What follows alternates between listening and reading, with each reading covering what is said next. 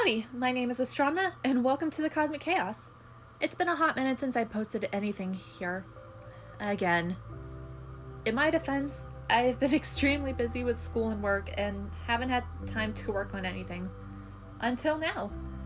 For today's video, I'm doing something different. So, I like Kingdom Hearts, and I also like Twisted Wonderland, which is a game with characters who are based off of classic Disney villains, like Maleficent, Ursula, Scar, etc. I was thinking about Kingdom Hearts 3 and remembered the summon mechanic in that game, which involves items known as Heartbinders. I thought about it a bit and thought, hey, why not draw Twisted Wonderland characters but as Heartbinders and summons for Kingdom Hearts 3? And that's exactly what I did. This project took me roughly 2 weeks to complete, so you guys will be getting a lot in this one video. I will say some sections of this video will be unscripted, but for the most part, this video is scripted, which is new for me. So without any more chit-chat, let's get started. Okay, so this section's gonna be unscripted because for the life of me, I could not get the right recording for this. Anyways, I knew I needed to get the Heartbinders drawn first and foremost. That way, I can not only have a base for how I want to approach each specific character in terms of color and element, but also the general vibes and how I want things to look. We'll get to that when we get to Riddle's drawing, because, well, I start with him first and then go all the way to Diasomnia. Did the color blocking and shading, but I made sure to keep the line art layers for the crystals and the Heartbinders separated. That way, I could easily get the metal rim to be copy and pasted and have that as a base, and also make sure I can consistently make each Heartbinder look good. I also went ahead and color blocked all the colors for the middle and crystals, and I made sure to follow the dorm colors as closely as possible, maybe making them a little more vibrant. And I also went ahead and made the insignias for the dorms as the primary symbol. Would this have been easier had I chosen symbols from the loading screen of the game? Probably, but that probably would have had to have been saved for if I wanted to draw literally every single character as a Heartbinder, which would have been a pain, I tell you. So we're only sticking with the 7, like I mentioned earlier. And once I got the color blocking down, I meticulously rendered each crystal and following the sketch I made for each of the insignias to make sure that they're as accurate as possible. I will say for the Diasomnia Heartbinder, I had to choose a darker color. Same with the Octanaville one, because with Octanaville, the color I chose was kind of like an off-white, like leaning more towards a purple-blue, or blue-purple. So the rest of them have whites as well, have white with colored shadows like is normally seen on the Heartbinders. And it was just the Octanaville Heartbinder and the Diasomnia Heartbinder that I needed a darker color for the insignias. Any mess ups I have during this specific part, I'm keeping. I've been recording for too long. You may notice that I would put these Heartbinders on these obtain screen pages. I have a fan comic called Dragons of Light, and I have this gag where whenever there's a key item that's obtained in the story, I would put it on the obtain screen page, much like you would see in the game. And so I went ahead and used that to make 7 obtain screens for each of these Heartbinders, as well as adding the information you can read when you get the items the very first time. I think out of all the Heartbinders, I think I like the Pomfiore one the best, followed closely by Diasomnia. Savannah Claw gave me trouble. Ignahide, it could be better, but hey, considering that I accidentally messed up the color block version, I had to wing it on coloring the symbol, or drawing and coloring in the symbol. Overall, I am so happy with how these Heartbinders turned out. I am especially glad I decided to make these obtain screen illustrations for these Heartbinders. I think it really adds to the fact that, it makes things feel like they could have been in Kingdom Hearts 3. I went ahead and made a list of the elements I wanted each character to have, but I ignored that later on, and here we have all the Heartbinders. Like I said, I'm really proud of this, and with that being said, let's move on to our very first character for this project.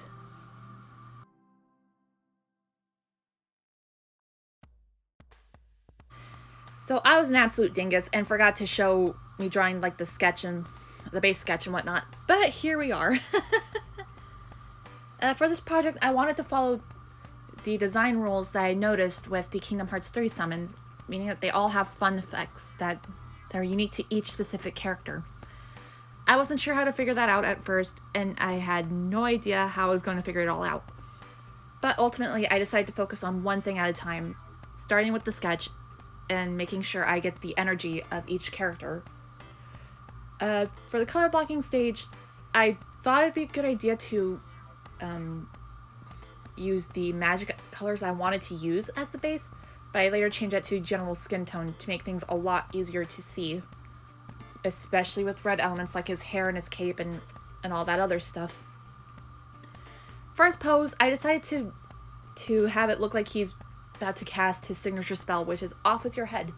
I will explain like how that's going to be relevant to him when we get to the summon section towards the end of this, so bear with me. Once the color blocking is done, I moved on to the liner, where I had an easier time like trying to envision like what I wanted, but I was still stunned for how I initially wanted to do this. At first, I thought I could select each section of the character, paint in the colors, and then do my rendering before I did anything else.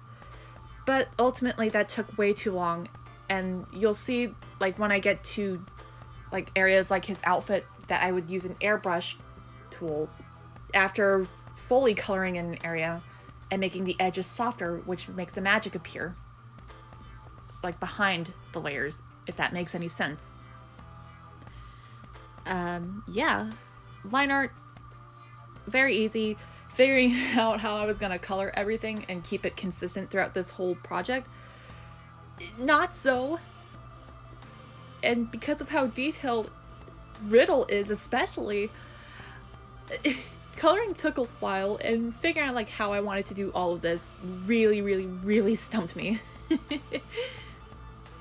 But yeah, I do slap on the color I initially wanted to use for the magic for Riddle, but later on I do change this to a reddish pink, and here you will see me initially like paint everything in and then render like one section at a time, which, like I said, not a good idea in hindsight, but I am glad that I decided to just color in like each section like how I normally would, but then airbrush the edges to make them look softer and look more, I guess, natural and clean compared to blending everything out.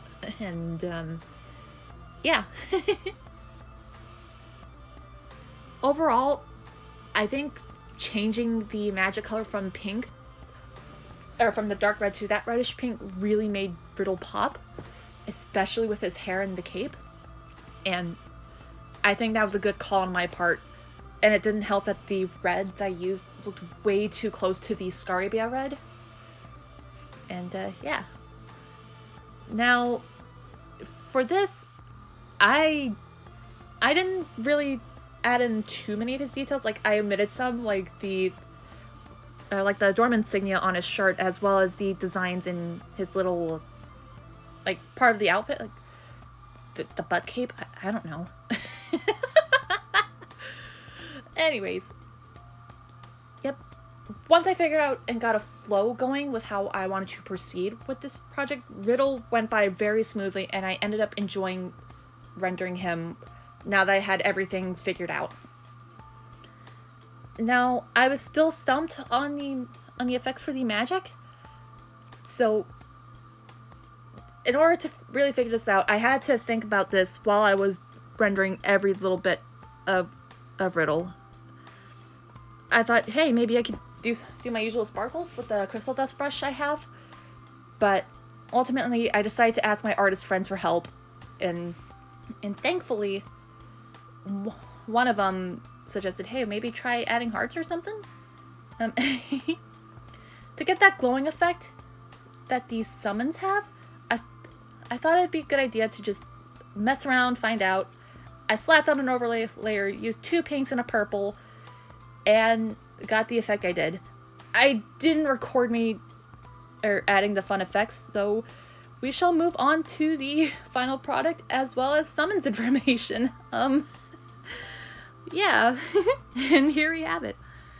I imagine when Riddle is summoned, he appears in a flurry of roses, and when he fights alongside the player, he'll ensnare enemies with rose and vines with thorns, and he would use his signature spell as a finale.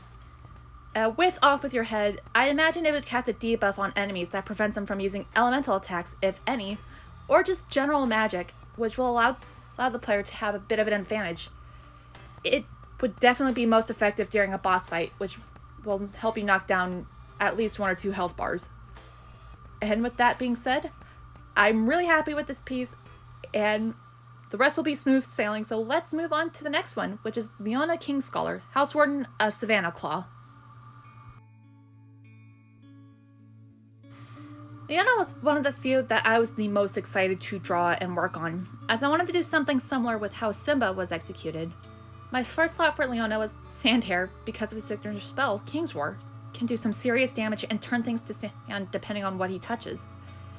The pose I gave him was very fun to draw, and overall, he's one of my favorites that I've done for this project. I decided for the dangly bits to kind of have them floating, detached. I don't know, I was inspired by June of Jinja Ninja OWO/Actually Ray fame.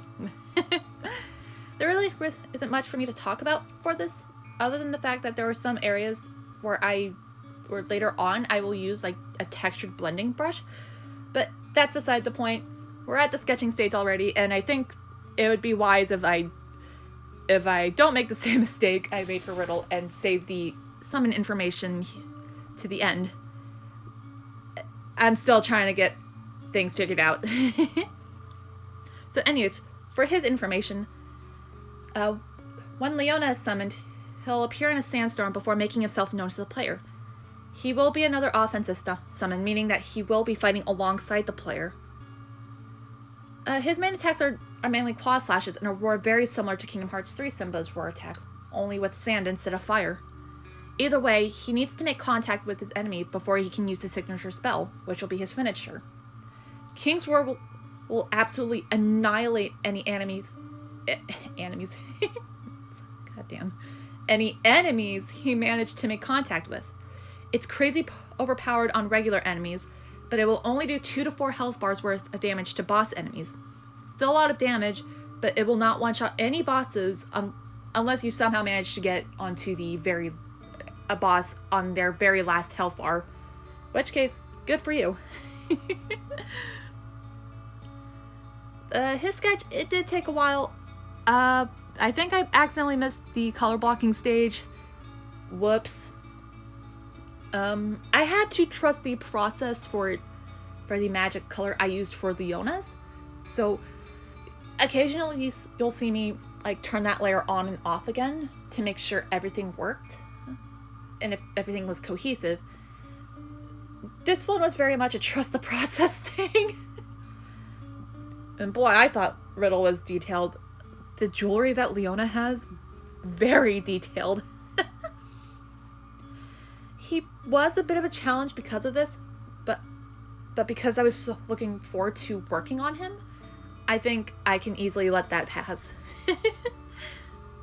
But yeah, as you can see, did some dangly bits, like had him detached, but still look cohesive. And yeah. See, this is the color I was talking about. I was worried, but you know what? I think it worked in the end. Okay, so I ended up lying and going with selecting each area and then airbrushing things in. I made a liar out of myself. I do decide later on that for areas closer, like more inside the space, so to speak, I decide to not like add the airbrush later on, like especially on the eyes. But to be fair, I was still kind of figuring things out despite already having like a strong foundation thanks to Riddle. I also decided to not line all of those little details that are in his outfit, because that would look messy.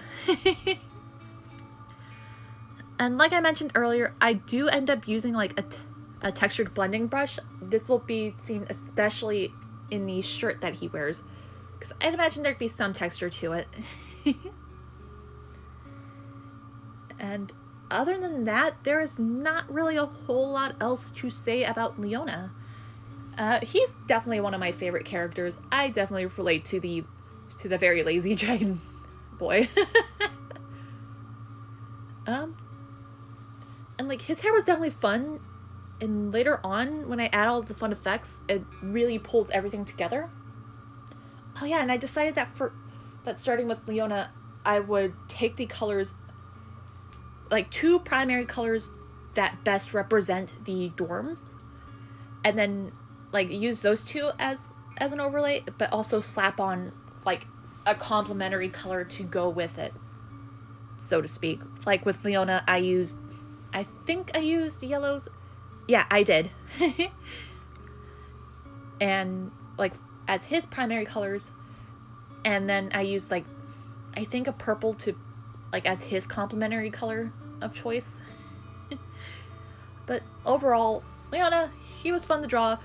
His outfit was a little more detailed because of all the designs on his main outfit, as well as the scarves on his belt. But overall, super satisfied with this. He was so fun to draw. I might draw the Lion Man again while I still have this brain rot. I promise, this is mostly scripted. But yeah, other than that, I'll let y'all enjoy the rest of this segment and let y'all see the final result.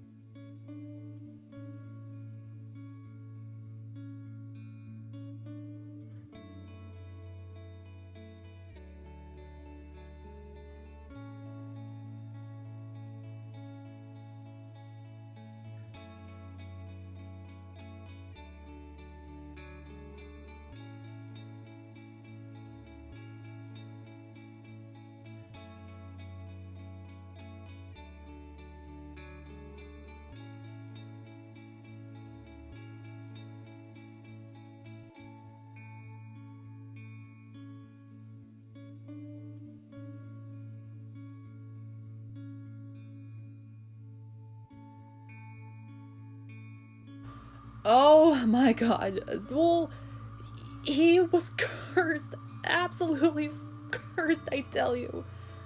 I thought his very limited color palette would have been a struggle for me to do. No, it was technology blunders that did me in. This would have happened twice throughout this whole thing. The second time happening with Veil. I have recorded a long session where I was just wrapping up the initial drawing when I first made this. And I was about to save the screen recording when my iPad decided, like, no, you don't have the space for it, and decided that it'd be a good idea to make Clipsteel paint clothes on me, so I lost a significant amount of progress. Ugh. So I was back to where I initially started with the coloring. That's for later on, though. Like, you will see a jump in dates, especially with this one. But God, Azul's was cursed. Like, I had to make a lot of space to make sure I could get in Azul's speed paint. So, yeah, definitely learn from this. Like, just make sure that you have space on your device to do stuff like this, because, dear Lord, I was not happy when that happened. But despite all of that happening, I decided to turn this into a positive. The rendering for the initial version was very, very sloppy, so I think I'm going to take this as a good thing that I started over later on. Azul, I'm actually the most happy with, despite his limited color palette. like you'll see in the color blocking stage, it is very limited. I did change the, I guess, primarily grays to more of a purple gray to make it easier for me to render later on. But overall, Azul, you may have been a bane to my iPad storage existence, but you were fun to work on, so I will give you a pass. And let's move on to the summons information for Azul, shall we? For Azul, I see him more as kind of a support summon because of his spell.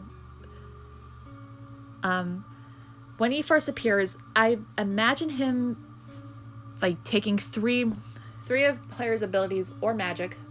Like, for example, he could take Strike Ray, Fire, and Blizzard, for example, and he will use those as his own.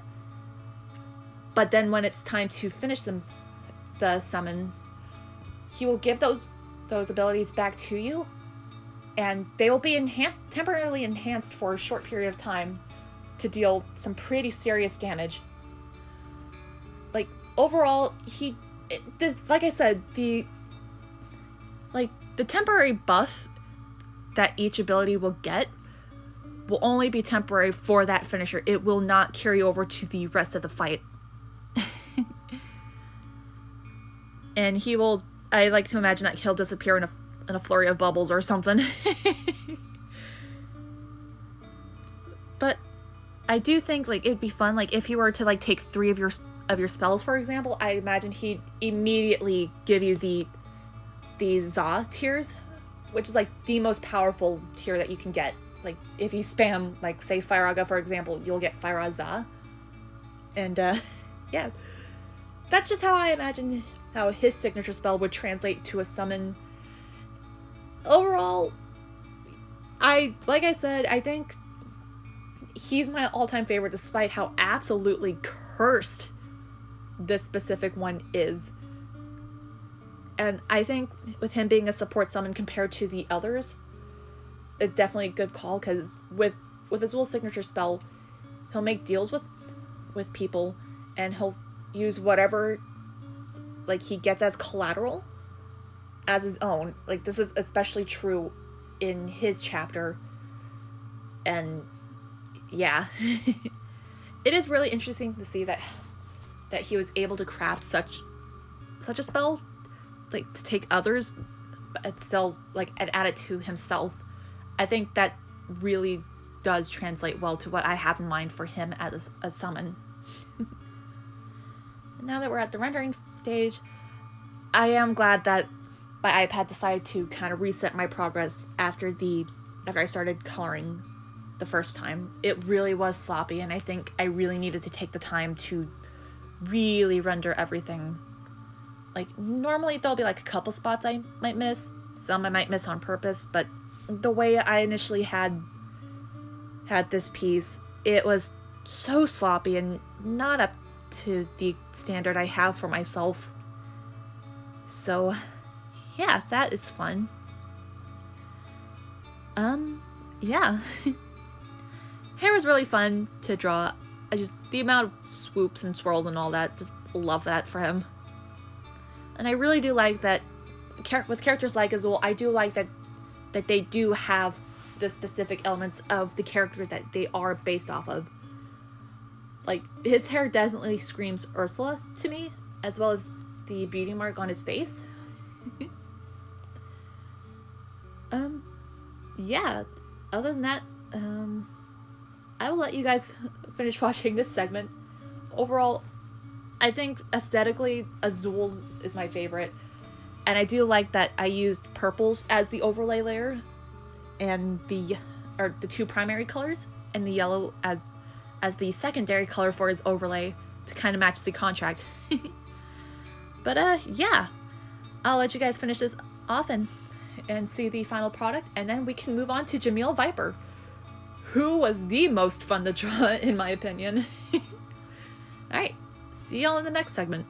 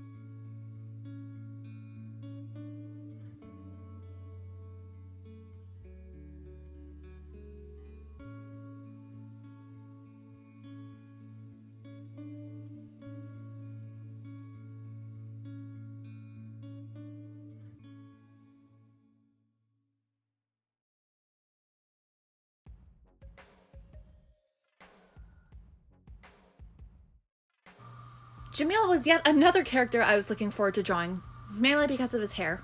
While his outfit didn't have too many flowing elements compared to his peers, something I thoroughly enjoyed drawing, his hair really made up the difference.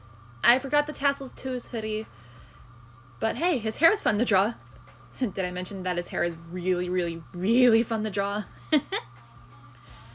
Besides hair being another favorite thing to draw with how fluid it can be, for Jamil's pose, I really, really, really wanted to emphasize the fact that he is a very skilled dancer.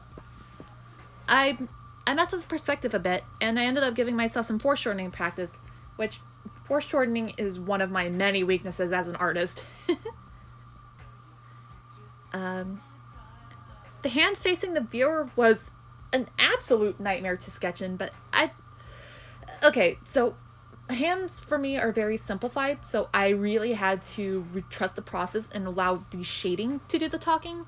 Like, you know how when you draw something and you're about to add shading, but before you do, you notice that it looks really weird and you're just like, that doesn't look right, and you redraw it over and over and over again? That nearly happened with the hand facing the viewer. Jamil's face also gave me some issues, so I decided to focus on some of the other elements of him, mainly his hair and clothes. I was very worried when I got to the feet, since I can't draw feet to save my life. But because they were mostly colored and I was following the reference, I think I managed to do a decent job. I'm not gonna focus too much on that. Feet are just so hard to draw compared to hands. I hate drawing feet so much. But yeah, here we see I still do have some trouble with the hand, or with the face. But I eventually figured it out, and we move on to the color blocking stage. I try to follow the actual skin tone as closely as possible, but I do know that I want to use primarily warm tones for him. Oh, and a detail that you sadly can't see in the final image, that I added like these like hypnotist swirls that you see sometimes in media. I was also worried about his color palette, so like with Leona and Azul, I changed the dark grays to more of like a bluish purple gray. And I do like change the eyes in the line art stage to make them more, I don't know, heavy lidded or something? I don't know if that's the right term. But once again, I really had to trust the process on this one. Like, art's hard, man. Art is really hard.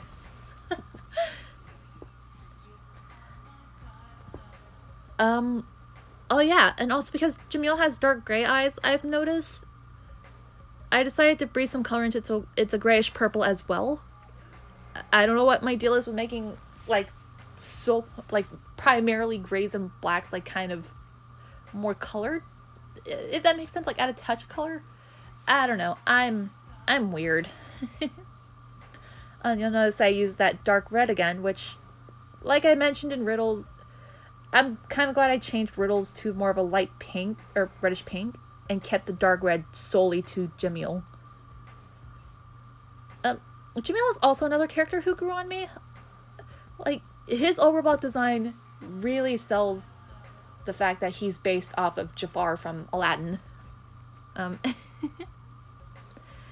you'll notice that he is only one character so far who I've added makeup to. Like, I don't add Riddles or Leona's makeup. I don't think Azul even has makeup on. But yeah, we're just speeding along through this part right here. Like, it's just adding like all the golds and whatnot, which, yeah. Oh, and here we are with the warm colors. Like I said, I wanted to keep the warmth in his skin and use cooler colors for the rest of him. I think that's a perfect balance, considering like he is from an area that's inspired by Aladdin, like the Scalding Sands or whatever it's called. I don't know, it's been a while since I've completed the Scarabia chapter. Let's move on to the summons information while we're here, shall we? So Jamil he is another support summon thanks to his signature spell, Snake Charmer, which is basically how he's able to hypnotize people, especially Callum. Callum? I don't know how to pronounce his name. Initially, I thought he could hypnotize the player and give them various audio cues and commands that are mandatory in order to complete, but I figured, like, if this were to be implemented into a Kingdom Hearts game, I don't think people would catch on to the cues right away. So instead, a better way to make him a better support summon would be that he would hypnotize, like, the enemies and essentially stun them or make them attack each other and let the player be able to do the damaging blows to them. He would absolutely be broken and very, very useful in a boss fight because the enemy's ability to attack and use whatever they have in their arsenal will be locked for a short period of time, which will allow the player to essentially be able to beat the snot out of them because they are stun locked. As for his finishing move, that I haven't exactly figured out yet, because I was focused more so on, like, how he'd help the player overall instead of like finishing moves. I don't really plan these things out. I was just pulling things out of my ass. But yeah. Overall, Jamil's was fun, and I think for his fun little background effect, I decided to do that hypnotist role again, which I think really, like, sells the fact that much like Jafar, like, using his powers to basically mind control the Sultan before the Sultan catches on to him and all of that fun stuff. I think it's a really nice touch, and yeah. And also Jamil is a great example as to why I specifically chose the Overblot 7, or the rest of the Overblotted characters. And, like, he's like the House Warden of Scarabia, compared to the others who are House Wardens of their respective dorms. And yet, Jamil, he overblotted, and not Callum. I'm just gonna say Callum because that's easier for me. But, yeah.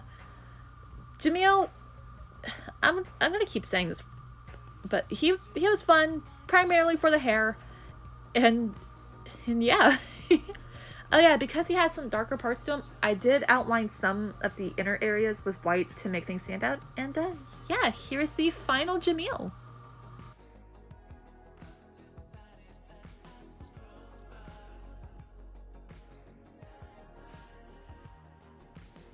Veil. Why the fuck did you curse me while I was making your drawing? Okay, so instead of space being the main issue while I was working on this particular piece, it turns out that Clip Studio Paint had been crashing, refreshing, and losing all the progress I made because my iPad was behind on updates. I genuinely thought I wasn't saving often, but turns out, because I am a fucking dumbass, my iPad just decided to make Clip Studio Paint crap out on me because of the fact that it was behind on updates. So because this happened on a day off after I sprained my ankle, I decided to go ahead and update my iPad twice. That way it would be compatible with Clip Studio Paint's at that time recent update to where it was compatible with iPadOS 17. Let this be another lesson to you guys. Always update your digital art tools. It could save you some grief with your digital art software from crashing and making you lose all your progress. I now have my iPad set on automatic updates, so that way this shit will not happen again. Oh god. So that's like, what, 2 for 2 on technological blunders during this whole project? Anyways, technological blunders aside, I figured since I couldn't use Veil's hair as a way to show fluidity and do a poison potion drip effect, I decided to put that focus onto his clothes instead. This meant having to draw the little bubbles, like, surrounding Veil, but also, like, do, like, dripping effects. But I think it worked in my favor, this time. Veal, he definitely took the longest because of my technological blunders and procrastinating. I need to let that go. Veal's eyes did give me some trouble with designing, but the colors were easy to mess with. I had the most fun shading his long flowing outfit. I hated the gold detailing on said outfit, but overall, he's definitely one of my favorites, despite the roadblocks that were there when I made this drawing in particular. This is the only time I will give the character nails, mainly because I wanted to, like, give him nail polish. No, I don't know why I don't draw the fingernails. Like, unless they're claws, I don't know either. Then again, I'm that way with regular human ears. Anyways, summons information. Let's go. Veal would definitely be an offensive summon. He will give the player immunity to any poison attacks, and he'll use his signature spell, Fairest One of All, to his advantage as he fights alongside the player. However, each curse is different and will vary in strength, depending on what enemy it is, like if it's a regular enemy, a mini-boss, or even a full-on boss. And he needs to land a successful blow on an enemy at least once in order for all of this to work. Each curse ends the same way. You can usually tell which curse he puts on the enemies based on certain dialogue that he has when he's summoned. No, I have not figured that out yet, but I do know he'll have 3 to 5 curses, and it'll be randomized each time he's summoned.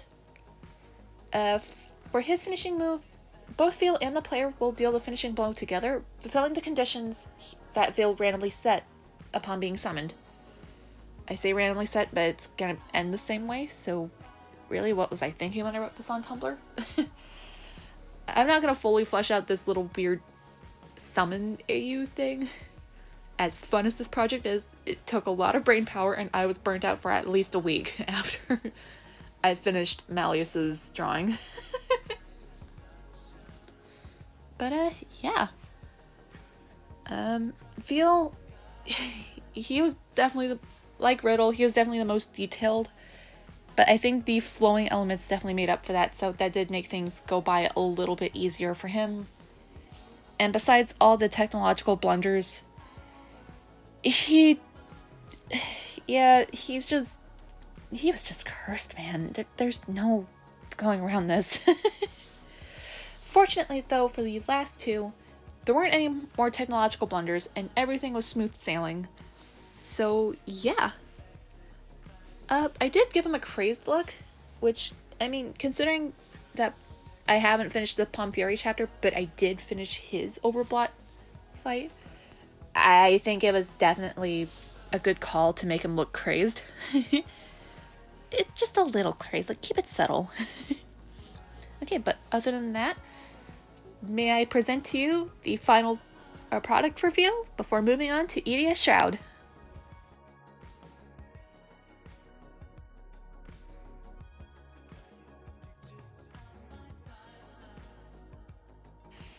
For Edia, I decided to not go with the houseworn outfit, much like I did with the other characters. Admittedly, I got lazy and I didn't want to do the square pattern that was on the top part of his outfit. Plus, I wanted his hair to be the main focus anyways. I also decided to pose him in a way as though he was leaning away from the viewer and looking very scared.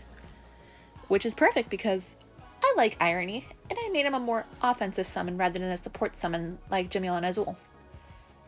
I'll get to that in a bit. I should have realized in hindsight that there was going to be a lot of blue, which is saying something because I love using blue in my artwork.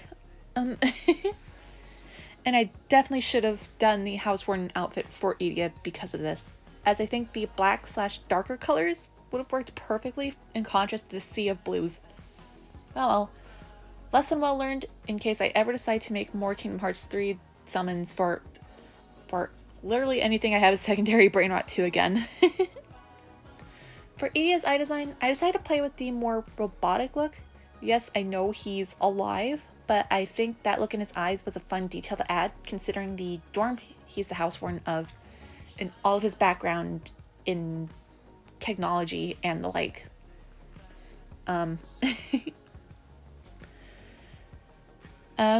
Would the robotic eye design be perfect for ortho? Probably, but I figured the robotic look would have been, or robotic detailing in Edia's eye because of his background was definitely a fun detail. I decided to make the inside of Edia's mouth like blue as well. Like, he already has like blue lips and whatnot. I'm not sure if that's just lipstick or how it is naturally, but oh, the eye bags were really, really fun to color in. There's not really a whole lot to say again on the process, so I will go ahead and move on to the summon details for Edia. Like I said, I really, really like Irony. So, and instead of making him a support summon, he's gonna be a fighting summon. I love Irony. I imagine when he's summoned, it'd be a mix of technology and fire. And he will use a mix of tech and fire magic, but he will be very reluctant when first summoned. Probably like saying, come on, do I really have to do this? Come on. I'd say he would be the best summon for enemies who use ice magic, but definitely not good for a tried and true boss fight because of that. Because, like, I've noticed, like, in the Birth by Sleep guidebook, like, each enemy will have, like, certain immunity to certain things, or, like, it will just not affect them as much. So Edia, I think, because he makes comments on his stamina not being super good, I like to imagine that would play a factor into his summon. He's the only one who won't use the signature spell as a finishing move. Instead, the player will whisper something in Edia's ear to set him off, and throw him into a fiery fury and deal surprisingly decent damage. Again, this won't really work on boss enemies too well, but it's definitely good for, like, wiping out hordes of heartless, unversed, and nobodies, etc. I'd like to imagine, like, when he is enraged, he'll definitely pull a Hades and definitely have that red hair. Can he actually do that in the series? Or in Twisted Wonderland? I don't know, I've never seen him do that before. Anyways, for the shading, I decided to keep it primarily cool. Like, kind of give him that kind of deadish look, considering, like, from what I've seen of spoilers, he's definitely from an underworld, like, place or something. I don't know. I'm waiting for the Diasomnia chapter to drop so that way I can continue the story. But I am working through the Masquerade event. That's fun. That's what's keeping me in this brain rot. It's been a while since I've really recorded anything, so mentioning the Masquerade event really made me realize that. I'm holding out for that Malleus card, though. I didn't want the Azul one. I don't want the Edia one. I just want Malleus. I am saving up and holding out for that one goddamn card. Oh yeah, and I could do the fun blue effects that I used for my sketches to kind of soften things. I didn't do my usual hair effects, which are just sparkles and then outline all the edges of the hair. And I decided to make the coat stand out a little bit. I added, not only did I add, like, these weird, like, lines that you'd see on, like, computer chips, but for his hair, I decided to add some magenta and yellow. I have seen artwork where, like, parts of Edia's hair will turn pink when he's flustered around someone, particularly Malleus. Apparently people ship Edia and Malleus. Good for them. But, yeah, there's really not much to say about this reclusive dork. I definitely relate to him to an extent. I don't like his attitude when it comes to, like, talking down to people. But he really could use some work in socializing. And I'm not really a huge fan of his overblot design, if I'm going to be, or his canon overblot design, to be completely honest, like compared to the rest. But it works, I guess. I'm still not a huge fan of it, but whatever. And yeah, now that we're wrapping up Edia's drawing, I can't wait to show you Malleus's, and yeah, here's the final result of the Edia summon.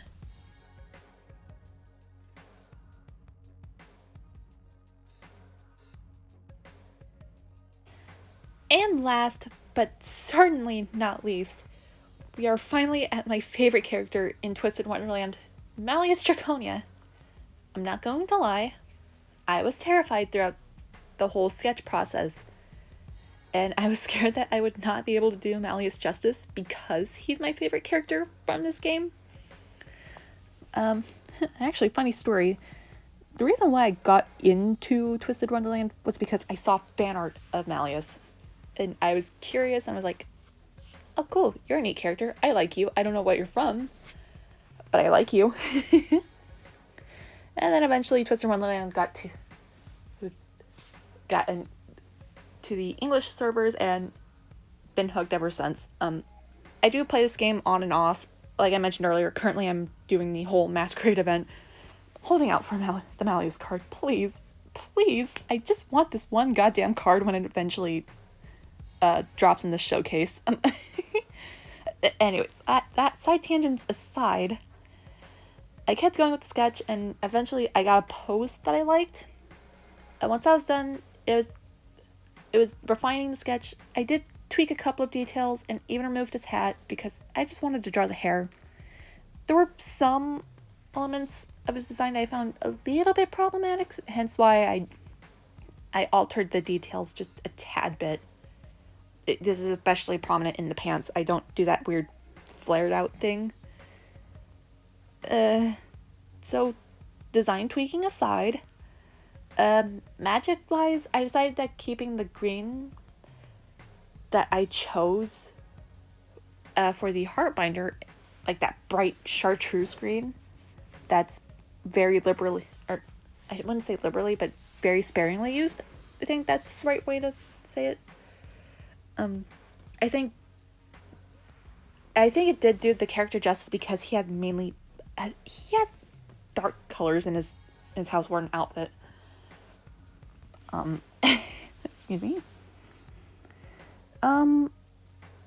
Like I said, I think it did benefit him in the long run because of his darker colors, and with the whole vibrant green thing, it brought everything together, especially since that bright green is Maleficent's signature color.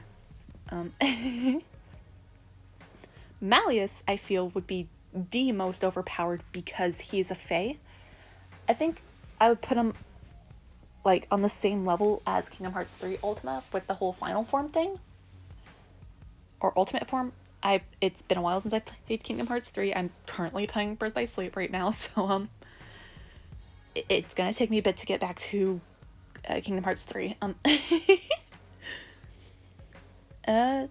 Because of the whole overpowered thing, like, he would definitely be a late game summon, much like how Ultima in Kingdom Hearts 3 is a late game item, because of how stupidly overpowered it is.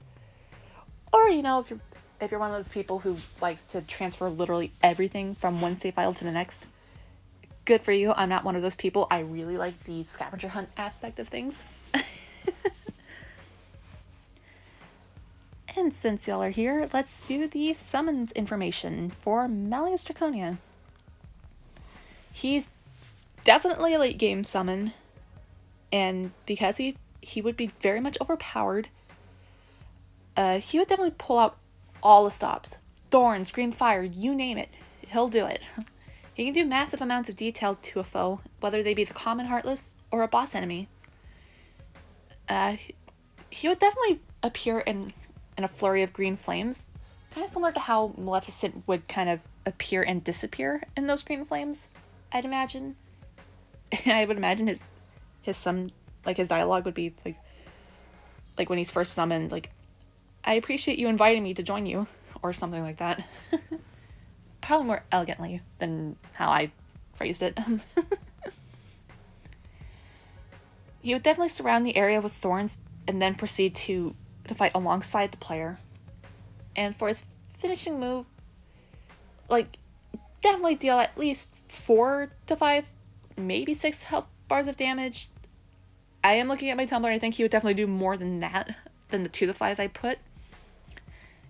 Like, once he does that, he will put an enemy to sleep, which will allow the player to deal more damage while the enemy is asleep and or stunned.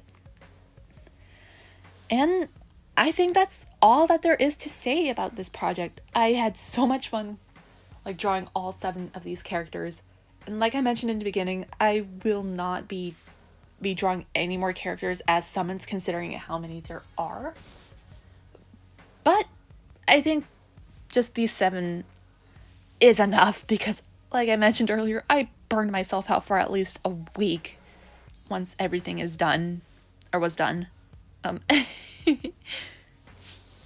But yeah, I really do hope that you guys enjoyed this video. It's almost an hour long. I am extremely rusty with posting on here and actually talking.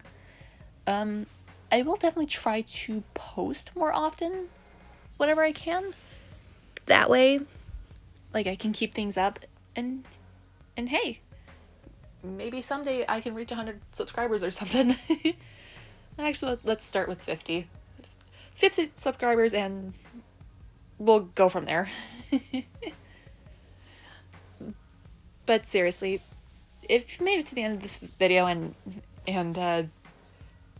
actually enjoyed me rambling, thank you so much for sticking with me to the end. I really do hope that you enjoyed this video, and I hope to post more in the future, whether it be speed paints without commentary or just random design stuff. I don't know which direction I want to take my channel, but I hope you guys would stick around for the ride. And that's all I really have to say. I'll let you guys finish out the video, and thank you guys so much for watching. If you liked it, why not give me a like and subscribe, and ring that bell to know when I upload. You know, that whole YouTube spiel. And yeah, I hope you guys have a wonderful day, evening, or whatever time it is, and I will see you all in the next video. Bye!